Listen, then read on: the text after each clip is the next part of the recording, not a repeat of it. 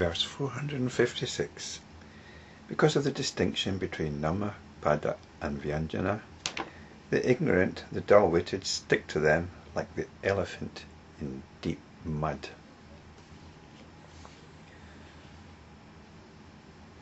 Our concern in these videos and in this text is with our relationship with the world.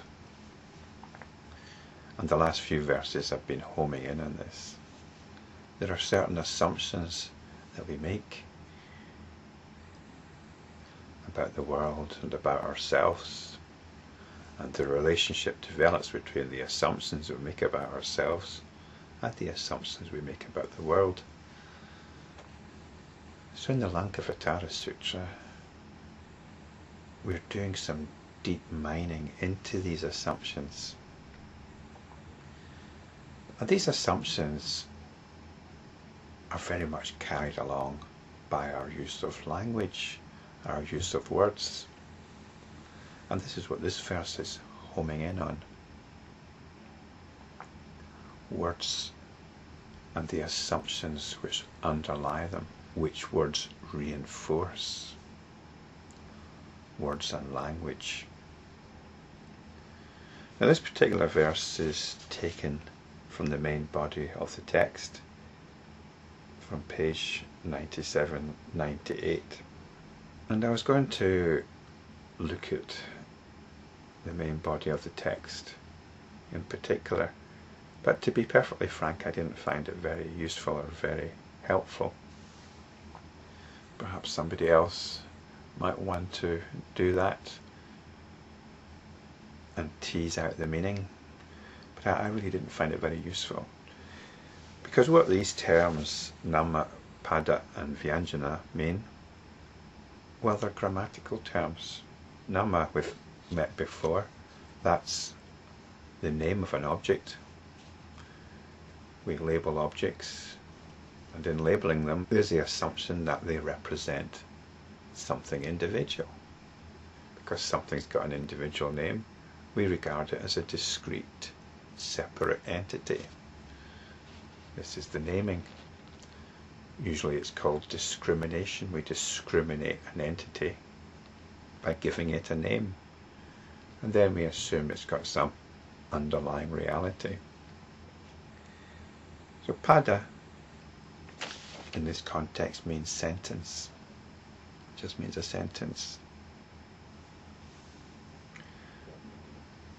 And the significance of a sentence is it's used in communication.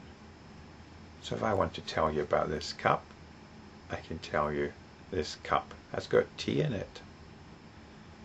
So this cup is not simply an object, it's got a function. And this function has another entity in it, another noun in it called tea.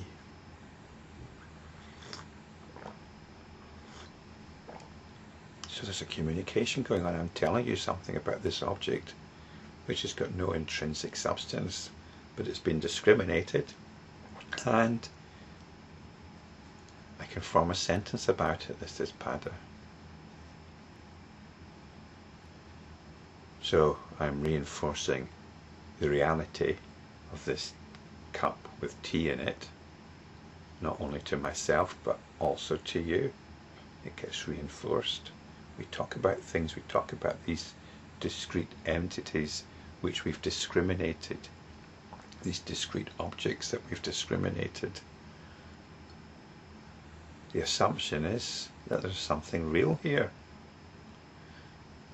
This assumption is being reinforced by communication. Now this last term is quite interesting because this goes even deeper into the matter. Vyanjana. I looked it up and I think it generally is translated as vegetable, but here in this context it means syllable. Syllable. A word is made up of syllables. Tea, just one syllable, isn't it? Cup, one syllable. Now there's a peculiar phenomenon when we consider our own language. Cup, tea. These aren't simply labels. There's a sense of identity. There's almost a relationship which these labels communicate. I'm communicating using the English language. And when I talk about tea, I'm not simply communicating one syllable. I'm communicating a whole raft of associations, most of them probably quite pleasant. A nice cup of tea. But as I said, I'm communicating using the English language, and the word tea itself, it's as if this particular leaf or drink couldn't be called anything else. Most parts of the world it's called chai. There's probably the same feeling about the word chai. It couldn't be called anything else. It's chai. So there's this feeling that the name of an object somehow represents the essence of the object. This is one of the principles of magic, isn't it? To know the name of something is to know its essence, to give you power over it. But actually, it's us that is subjected to the power of these syllables, of these words. The feeling that they couldn't be called anything else. Man, woman, house. Think of lots of words and think of how these words uniquely label something, and how these words somehow seem very appropriate, as if they're conveying the reality of that thing, the essence of that thing even. It's not just a label, it's communicating the essence of the thing. So this is syllables. Now, I mentioned the magical understanding. We are dismissing this. We are going beyond this. Because this verse tells us to go along with this process of naming, of discriminating, of communicating, and of believing that these words are communicating something which has some essence. We're being told here that this is ignorant. It's dull-witted. And we stick to the belief that these words, sentences, syllables are communicating something real, like an elephant stuck in the mud, in deep mud. And this is very much our relationship once again. The relationship between me, which is the elephant, and deep mud, which is our ideas about the world, the ideas about a real, substantial world. This is our relationship with it.